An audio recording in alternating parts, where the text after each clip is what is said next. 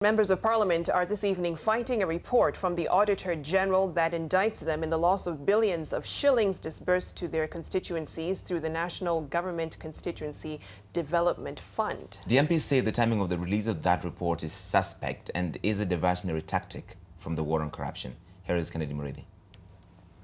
We are not taking accountability seriously. The auditor details how members of Parliament either misappropriated or could not account for monies forwarded to them under the National Government Constituency Development Fund. For others, it was the lack of following procedure when dealing with public funds. NTV spoke to some MPs as Kenyans turned their guns on legislators who have gone on a 2-month recess. The report exonerates only 12 MPs out of 290 constituencies, indicting 273.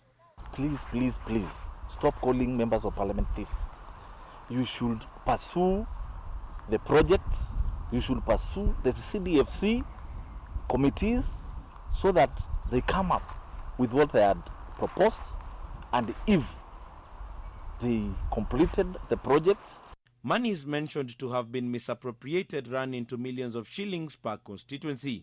For the case of Mavoko constituency, where the Auditor General's report says about 33.9 million shillings could not be accounted for, the area MP, Patrick Macau, is calling on the office to produce evidence. It should raise specific projects. If there's a project in Mavoko that was allocated, for example, 1 million, and it was for 200,000 or 800,000, and it was not done, then that must be answered, that must be proven.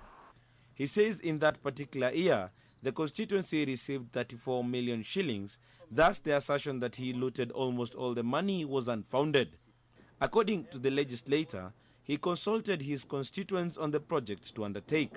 In Dagoretti North constituency, the MP Simba Arati is questioning the report. According to the report, his constituency received about 74.8 million shillings, but he insists he only received 64.9 million shillings, with the fund account manager being the signatory. There is nowhere my signature comes in. Nowhere. I was just an ex-official that year. Therefore, at any given time, I would want to be told, Honorable Simba Arati, you have eaten the Kenyan people money so much, and this is the evidence.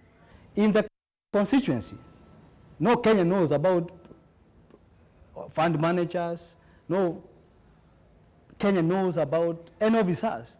The buck stops with the member of Parliament of that constituency. MPs have on numerous occasions fought to retain the fund, sometimes to the extent of threatening government business in Parliament if money is not released. Currently, there is a case in court challenging the fund's existence, especially after the coming in of the devolved system of governance.